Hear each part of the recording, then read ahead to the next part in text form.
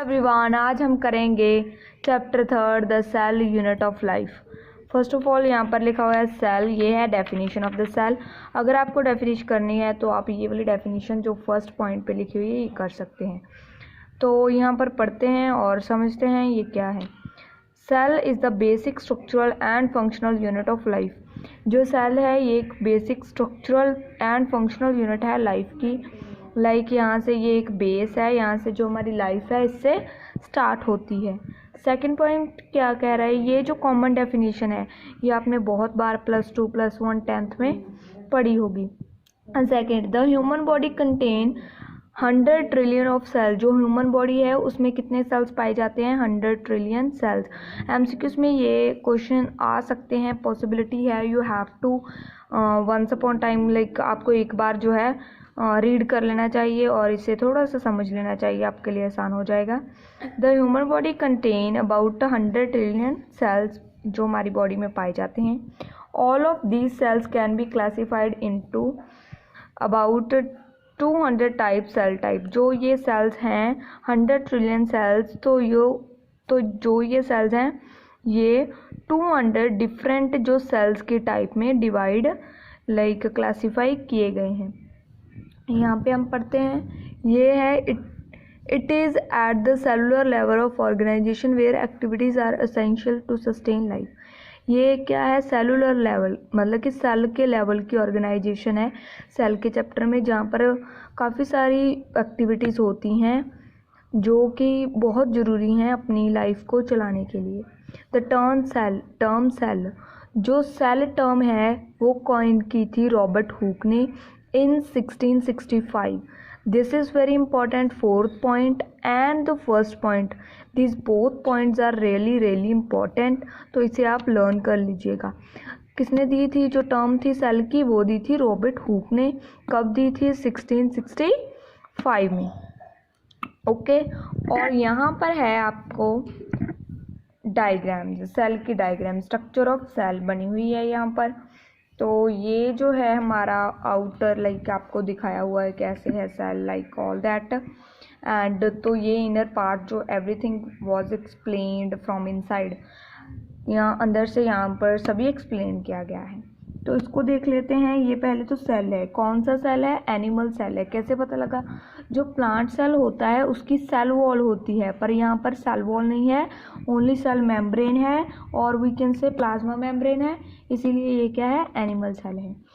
यहाँ पर देखो जो ये आउटर लेयर है ये है हमारी प्लाज्मा मेम्ब्रेन, इसको क्या बोलेंगे हम? Plasma membrane. और उसके बाद जो ये पर्पल कलर का आपको इनर पोर्शन दिख रहा है, it's very important, that is nucleus. ये सारे पर्पल कलर पोर्शन को हम क्या बोलते हैं? न्यूक्लियस। तो इसके बीच में ये एक और छोटा सा सर्कल है जो आपको दिखाई दे रहा है, इसको हम बोलते हैं न्यूक्लियोलस। नेम थोड़े सिमिलर हैं, like nucleus, nucleolus, nucleolus. Okay, और देन जो सेल में जो सारा ये स्किन कलर का लिक्विड पाया गया है इसको हम बोलते हैं साइटोप्लाज्म, जिसमें ये सभी बॉडीज़ क्या कर रही हैं? मूव कर रही हैं, like ecology bodies, mitochondria, ribosomes, nucleus, जो सभी बॉडी हैं जिसमें फ्लोट कर रही हैं जिस लिक्विड में, उस लिक्विड का नाम है साइटोप्लाज्म। ये आपने 10th में, +1 में और +2 में भी आपने ये सब कुछ पढ़ा हुआ है, तो इसकी आपको इतना लाइक बताने की ज़रूरत नहीं है, आपको ऑलरेडी पता होगा इसके बारे में। तो और जो ये डायग्राम है इट्स वेरी इंपॉर्टेंट, ये both the diagrams are very important. अगर आपको बनानी आनी चाहिए, specially this diagram you have to draw. पहले आप प्रैक्टिस कर लीजिए थोड़ी सी इसे ड्रॉ करने की, और ये पेपर में आ सकता है, येस इट्स पॉसिबल।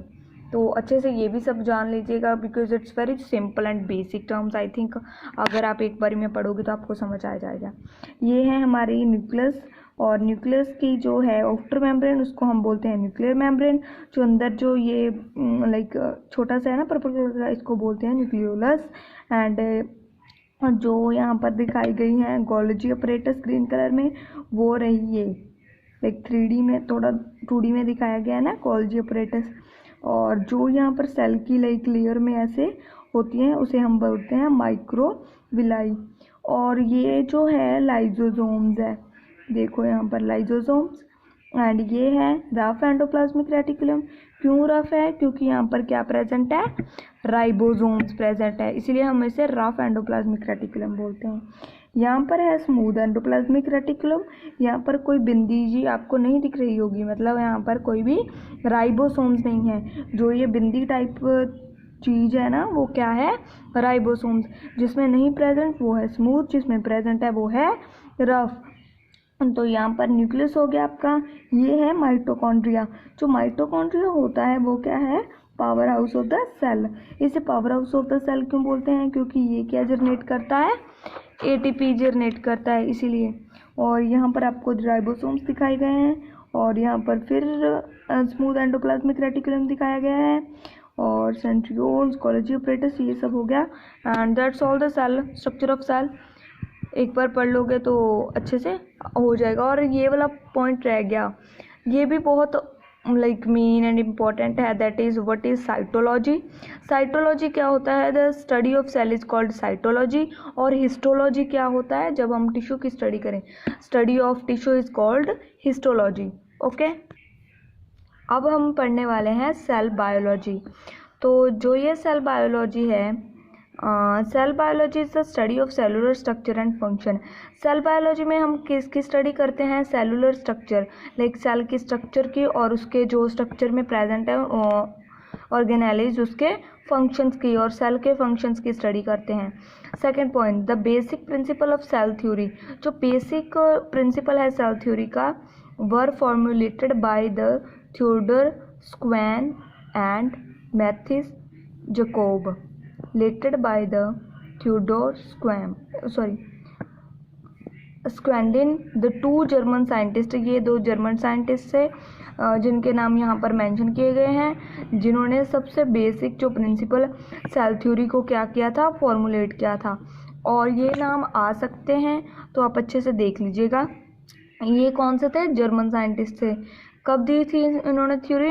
1839 में। And were formulised later by Rudolf Virchow in 1855 में। जो रुडोल्फ विर्चियो था उसने क्या किया था, फॉर्मुलाइज की थी बाद में, इनके बाद में। Then although this principle have been revised and updated but the following four most important point remain the same। बाद में जो इनके प्रिंसिपल थे उनको क्या किया गया था, रिवाइज्ड किया गया, एक बार देखा गया, एंड देन क्या किया गया, उसको इनको अपडेट कर दिया गया।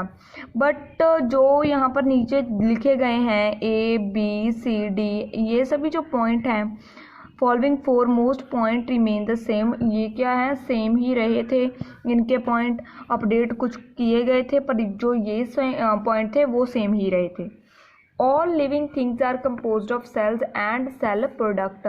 जितनी भी लिविंग थिंग्स हैं वो किससे बनी हुई हैं, सेल से, या फिर कह सकते हैं सेल प्रोडक्ट से बनी हुई हैं। लिविंग थिंग्स की बात हो रही है, वो सेल से बनी हुई है।